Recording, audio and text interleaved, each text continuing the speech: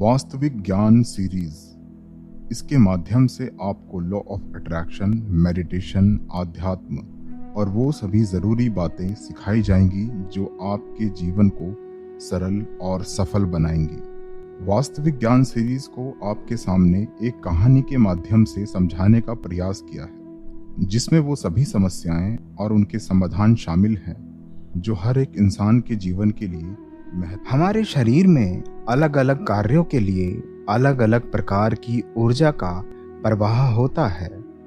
हमारे शरीर में जिस स्थान पर ऊर्जा सबसे अधिक होती है उसे चक्र के रूप में जाना जाता है। हमारे शरीर में 7 प्रकार की ऊर्जा हैं जिन्हें हम 7 चक्रों के रूप में देखते हैं। ये 7 चक्र हमारे शरीर के वो बिंदु हैं जहां हमारी ऊर्जा एकत्रित होती है।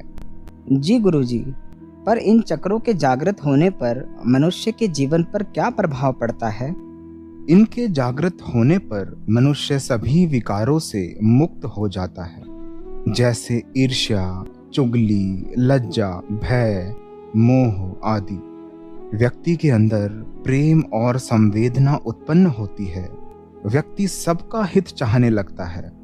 चक्रों के जागृत होने पर इंसान भूख और प्यास को भी नियंत्रित कर लेता है। वह सुख से, दुख से ऊपर उठ जाता है और परमानंद की प्राप्ति करता है। गुरुजी, प्रथम चक्र का क्या नाम है? ये कैसे जागृत होता है? मनुष्य के जीवन में इसका क्या महत्व है? प्रथम चक्र है मूलाधार। ये चक्र योनि में स्थित होता है। उदाहरण के रूप में कह सकते हैं ये एक इमारत की नींव है। जिस प्रकार किसी भी इमारत की मजबूती उसकी नींव पर निर्भर करती है, उसी प्रकार सभी चक्रों का मूलाधार चक्र है। यह चेतन शक्ति की प्राण ऊर्जा का केंद्र भी है। इस चक्र में कुंडलिनी शक्ति शांत अवस्था में होती है और ध्यान योग से उसे जागृत करके मनुष्य ऊर्जाशील, तेजस्वी, ऐश्वर्यवान बनता है। इसे जागृत कर लेने के बाद एक व्यक्ति भोजन, नींद जैसे मानवीय आवश्यकताओं से मुक्ति पा लेता है। जी गुरुजी, दूसरे चक्र का क्या नाम है और यह मनुष्य के जीवन में क्या प्रभाव डालता है? दूसरे चक्र का नाम स्वादिष्ठान चक्र है। ये नाभि के 2 इंच नीचे स्थित होता है। यह जीवनी शक्ति का केंद्र बिंदु है। इस चक्र को जागृत करके मनुष्य काम वासना पर नियंत्रण पाता है। मनुष्य अपने दैविक और दैहिक दोषों से मुक्त होता है। वह जीवन में सभी सुख पाता है, अर्थात उसे आनंद की प्राप्ति होती है। गुरुजी, तीसरे चक्र के विषय में भी बताइए, वह किस प्रकार काम करता है? तीसरे चक्र का नाम मणिपुर चक्र है। इसका स्थान नाभि है। यह चक्र संपदा का प्रतीक है। इस चक्र को तंत्र और योग साधना से जागृत किया जा सकता है। इसका आधार तत्व अग्नि है। यह हमारी नाभि के पीछे स्थित होता है।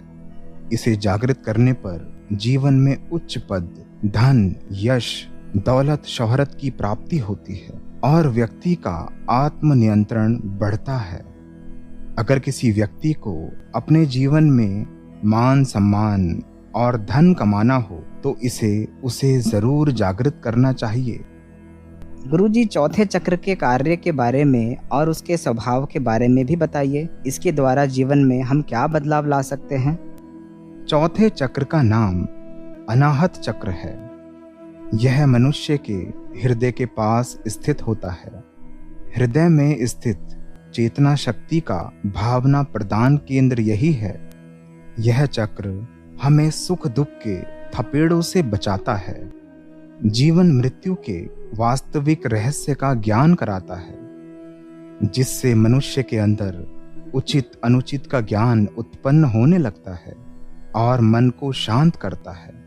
जिस मनुष्य की ऊर्जा अनाहत से सक्रिय है, अर्थात जागृत है, वो मनुष्य एक सृजनशील यानी कि एक क्रिएटिव व्यक्ति होता है। जी गुरुजी, अब हमें 5वें चक्र के बारे में भी बताइए और ये भी बताइए कि मनुष्य के जीवन में इसका क्या महत्व है।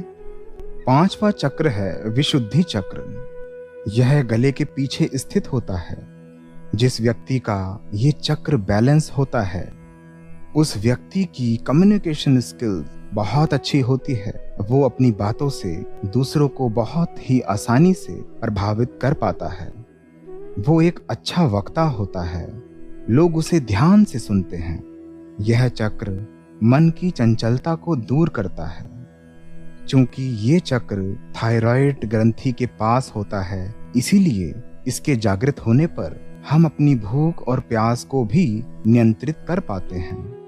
हम आवेश या क्रोध जैसी गतिविधियों पर भी नियंत्रण प्राप्त करते हैं और परमानंद की प्राप्ति होती है। जिन व्यक्तियों का विशुद्धि चक्र सक्रिय होता है वे बहुत शक्तिशाली भी होते हैं। जी गुरुजी, छठे चक्र का क्या नाम है और ये मनुष्य के लिए क्यों महत्वपूर्ण है? छठे चक्र का नाम आज्ञा चक्र है। ये दोनों आंखों के मध्य में हमारी भौं के बीच में स्थित होता है। इसे मनुष्य की तीसरी आंख भी कहा जाता है। इस चक्र के जागृत होने से शारीरिक और मानसिक रोगों का निवारण यानी कि इलाज होता है। इस चक्र के जागृत होने पर एक व्यक्ति अंतर्मुखी यानी इंट्रोवर्ट बनता है। इस चक्र के जागृत हो जाने पर एक प्रकार की दिव्य दृष्टि जागृत हो जाती है। इस चक्र को बैलेंस करने वाले लोग भविष्य को पहले ही देख सकते हैं। उदाहरण स्वरूप हमने सुना है प्राचीन समय में संत और बड़े ऋषि मुनि भविष्य की घटनाओं के विषय में पहले ही बता देते थे। इसका मतलब ये है कि वे सभी अपने आज्ञा चक्र को जागृत कर चुके थे, तभी उन्हें भविष्य की घटनाओं का पहले से बोध हो जाता था। इस चक्र के जागृत होने पर व्यक्ति के अंदर लोगों का दिमाग पढ़ने की क्षमता भी विकसित होती है। ऐसे व्यक्ति हमेशा आनंदित रहते हैं।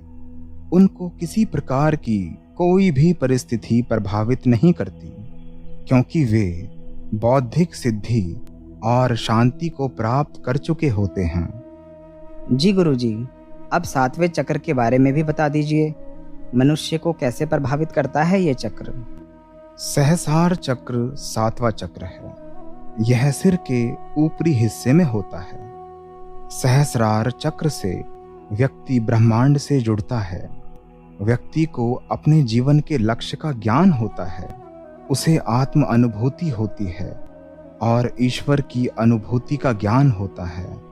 जब इंसान की ऊर्जा सहस्रार तक पहुंच जाती है तब वह व्यक्ति बिना किसी कारण भी परम आनंद में झूमता है।